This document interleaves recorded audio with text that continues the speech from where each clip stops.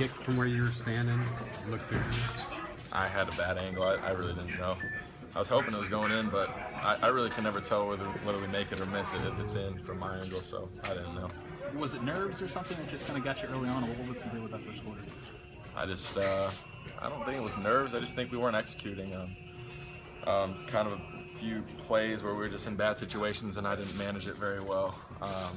Maybe trying to make a little bit too much happen. Just missed a few throws here and there, but I didn't feel like I was out of rhythm by any means. I just felt like I kind of just had to keep playing and kind of got my bad ones out of me early, and felt like we got in good rhythm offensively after I kind of was making some bad plays and really did pretty well offensively for the most part. How important was Divine during that stretch, especially just the way he was playing? Divine did awesome. I mean, and again, it's our offensive line. We had some good schemes where, you know, we could, like, if a safety was playing in the pass coverage, Divine would have an extra lane to run, and if he was playing the run, I'd pull it and throw it to somebody. And so yeah, I mean, we had some really good schemes, and our offensive line played really well, and Divine had some good runs. So Griffin Oaks has been so good for you. Were you guys fighting momentum at any point tonight? It just felt like there were a couple moments where things were kind of flowing your way, and somebody dropped a pass or just somebody stumbled a little bit, and you guys just kind of couldn't hold on to it. Right, yeah, it was weird. I felt like we were a play or two from really breaking away. I felt like we were knocking on the door of really putting a lot of points on them in a quick amount of time. But again, yeah, like you said, we just weren't able to, you know, hit that door down. We kept letting them stay in it, and I mean, credit to them, they did a good job. And schematically, they prepared for us probably better than we played all year in terms of they made me work every single play, kind of like I expected. But I mean, they'd roll safeties, they'd, you know, play cover two, they'd squat corners, they'd blitz the house, and so they did a really good job. Credit to those guys and their coaches, they did awesome. But yeah, I thought we could have played so much better. Griffin's been so good for you guys all year. Do you have a sense, I don't know if you saw him in the locker room or talked with him, but do you have a sense of how he's dealing with missing that kick? I mean, he's the best kicker in the Big Ten, so I think he'll be all right. He's obviously, we're all disappointed in the loss, but I think he'll be good to go and lead this team next year to, you know, great things. Nate, can you take us through The whole meeting experience is one of the things you take back from this experience. I mean, it's been an incredible experience.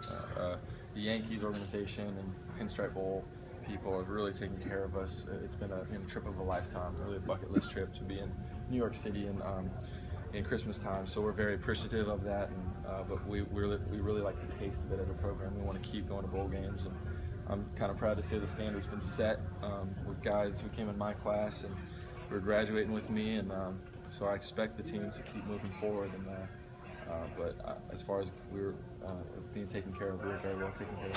How much confidence is there in that? I mean, the idea that this is the beginning, not the end for this program in your mind? A lot of confidence. I mean, I think our foundation is really strong in terms of guys' strength levels, the talent we're bringing in, the good guys in the locker room. I mean, there's so many good guys in the locker room.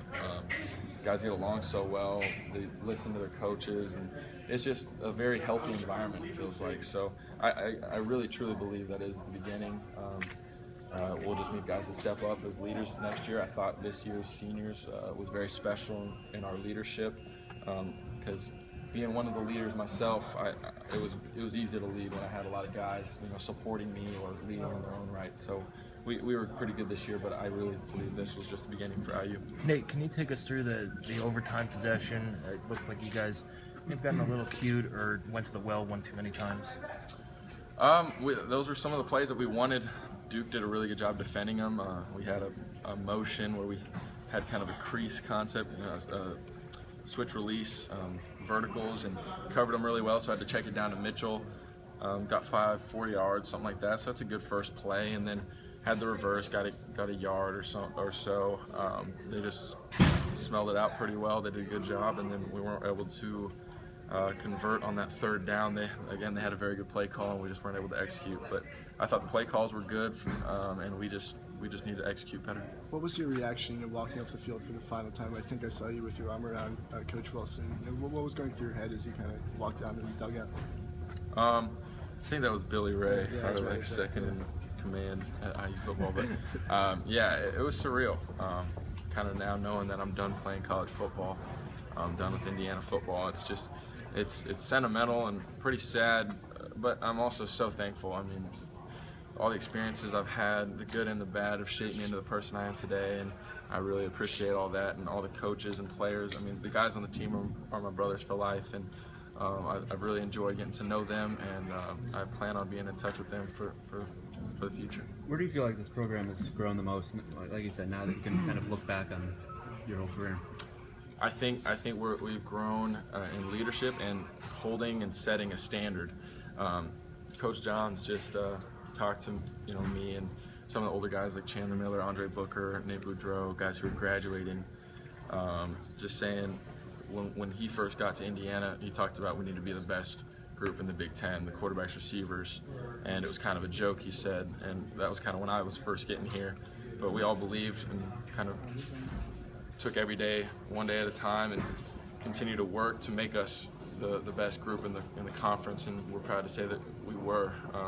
At least statistically, we did a really good job, but we felt like we could have been better. But again, I think just the standards we've set, guys are going to keep working. Like the older guys have taught the guys who are a little younger and a little younger, so now it's, hey, we don't do that here if it's something bad, or hey, this is how we play, and playing hard through the whistle, just little things like that. I think the standard's been set pretty high.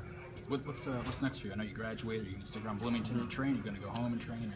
Or? So I'm going to hang out with my family a little bit tomorrow, brothers, go to the Jets game because he's on their team, and go hang out a little bit. And then, yeah, I'm still trying to decide whether I go train in Arizona or San Diego, or maybe here or Bloomington, and find a quarterback coach and really take my next chapter in life full head of steam.